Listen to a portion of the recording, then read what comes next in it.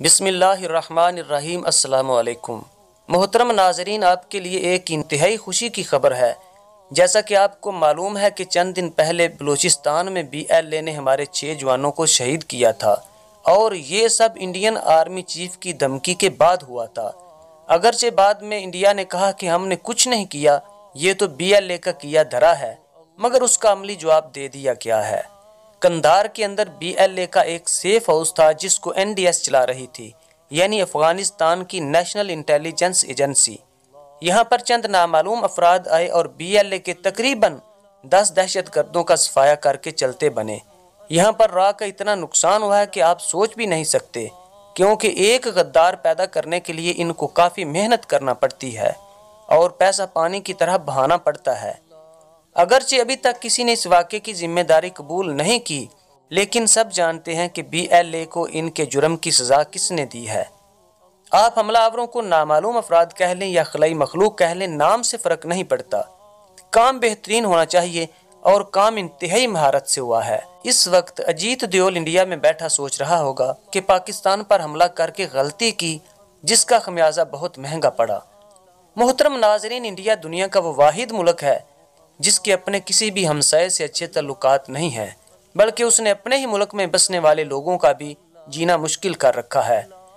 خاص طور پر مسلمانوں پر عرصہ حیات تنگ کر رکھا ہے۔ کبھی اذان پر پابندی کی بات کی جاتی ہے، تو کبھی مساجد کی بے حرمتی کی جاتی ہے، تو کبھی مختلف بہانوں سے مسلمانوں کا جینا محال کر دیا جاتا ہے۔ کشمیر میں تو صورتحال اس سے کہیں بدتر ہے۔ کئی ماہ سے کرفیو اور عوام پر ظلم و تشدد، بے گناہوں کا قتل اور کسی بھی بے گناہ کو دہشت گرد کہہ کر شہید کر دینا روز کا معمول ہے۔ لیکن کشمیری عوام اب انڈیا کے ظلم کے خلاف پوری قوت سے اٹھ کھڑی ہوئی ہے۔ صورتحال یوں ہے کہ ایک طرف عوام فوج کا مقابلہ کر رہی ہوتی ہے، تو دوسری طرف مساجد میں جہادی ترانے گونج رہے ہوتے ہیں۔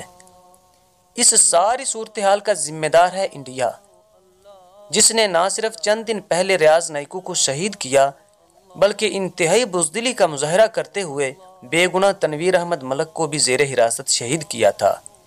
تنویر ملک کو شہید کرنے کی صرف وجہ یہ تھی کہ بزدل ہندو فوجیوں کو تنویر احمد ملک کی آنکھوں میں اپنے لیے قہر نظر آ رہا تھا، کیونکہ اس بے گناہ نے بہت سی ذہنی اور جسمانی اذیت سہی تھی، اور برداشت کی بھی کوئی حد ہوتی ہے۔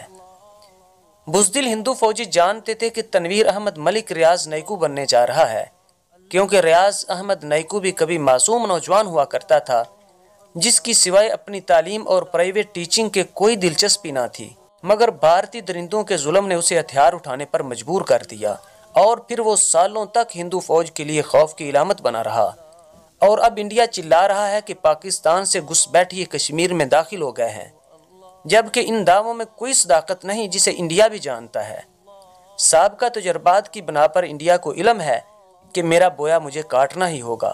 کشمیری عوام مجھ سے یقیناً ظلم کا حساب لے گی، کیوں نہ میں وہ سب پاکستان کے کھاتے میں ڈال دوں۔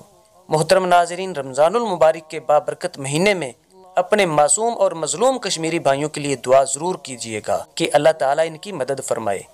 انشاءاللہ کشمیر تو آزاد ہوگا ہی، لیکن انڈیا کے بھی ٹکڑے ہوں گے، اور انڈیا کی اس بربادی کے لیے مودی ہی کافی ہے۔ مودی کی ظالمانہ پالیسیوں کی وجہ سے انڈیا سوکھے پتوں کی طرح انشاءاللہ بکھر جائے گا، اور بہت سی مظلوم قوموں کو آزادی بھی ملے گی۔ محترم ناظرین، امید ہے کہ ہماری یہ ویڈیو آپ کے لیے مفید رہی ہوگی۔ ہماری ویڈیو کو لائک کریں اور احباب کے ساتھ شیئر کریں۔ ریڈ بٹن پر کلک کر کے موسیٰ ٹی وی کو سبسکرائب کریں اور بیل آئیکن کو پریس کرنا نہ بھولیں۔ اپنا اور سب کا بہت سا خیال رکھیے گا۔ انشاءاللہ دوبارہ ملاقات ہوگی۔ اللہ حافظ۔